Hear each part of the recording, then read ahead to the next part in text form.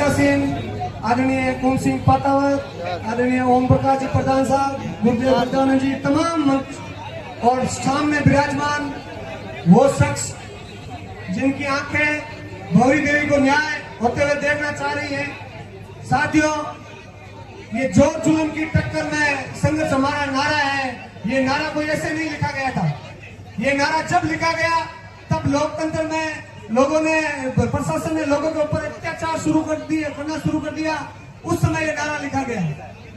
आज जो प्रशासन सोच रहा था 20-30 हजार लोग आएंगे, लाखों लाख लोग आ चुके हैं। साथियों, 120 लोग अनशन पे बैठे थे, जिसमें पूर्व विधायक लॉर्ड के कृष्णाराम जी बिश्नोई, साथ में कई सरपंच, कई जनप्रतिनिधि और समाज 36 कौम के मौजी लोग बैठे थे।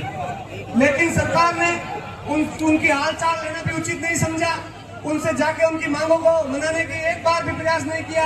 केवल मात्र कभी थाना अधिकारी को भेज देते, कभी एसडीएम को भेज देते और कलेक्टर और एसपी आता है। जब शुरुआत में अंतिम बॉडी का अंतिम संस्कार करने के लिए उनको प्रेशर आता है तो वो आते हैं और लिख के देते हैं। जब सूबे के कलेक्टर और एसपी लिख के दे देते हैं और 99% कह देते हैं, तो 99% से 0% कैसे आ गया समझ में नहीं आ रहा है। इतना बड़ा जुल्म क्षेत्र फड़ौदी, जो अपने पश्चिमी राजस्थान का क्षेत्र है, जो दूर दूर ढाणी में रहने वाले लोग हैं, उनके प्रत्येक व्यक्ति और प्रत्येक मातृशक्ति के मन में आता है भौरी देवी यदि लौट एकदम थाने के पास उसके साथ ये निर्मम हत्या हो जाती है, फिर भी उनका न्याय नहीं मिल पाता, इतना बड़ा संघर्ष करना पड़ता है, इतने लोग आते हैं। तो साथियों, यदि दूर दराज बैठे लोग हैं, जहाँ थाना में पहुंचने में 2-2, 3-3 घंटे लगते हैं, वास्तव में भी वहां थाने कब पहुंचेंगे, पुलिस कब पहुंचेगी, कब सुरक्षा होगी, यदि इनकी जिम्मेवारी तय नहीं कर पाएंगे। यदि प्रशासन जिन की जिम्मेवारी है, जिन की वजह लापरवाही की वजह से यह घटना हुई है, उनकी जिम्मेवारी तय नहीं करेगी तो जनता में विश्वास कैसे होगा।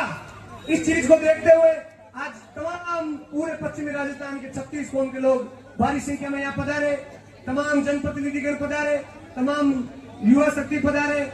आप और सबकी एक ही मांग है कि भौरी देवी को न्याय दे दो, ये धरना खत्म। अब भौरी देवी को न्याय देना मांगना यदि राजनीति है, कुछ नेता कह रहे हैं कि भाई ये राजनीति हो रही है। यदि किसी को न्याय दिलाना राजनीति है तो राजनीति करनी है, फिर राजनीति कहाँ करेंगे। यदि न्याय दिलाने में आप राजनीति मानते हो तो आप जो करे उसको क्या कहोगे। आपके मुंह से शब्द नहीं निकल रहे। मंत्री जी से पूछा जा रहा है तो कह रहे हैं एसआईटी बन गई। अरे बनने से क्या होगा, एसआईटी ने किया क्या वो तो बताओ। आज इतने दिन हो गए एसआईटी को बने हुए, कहाँ आपके ऊपर प्रेशर आ रहा है।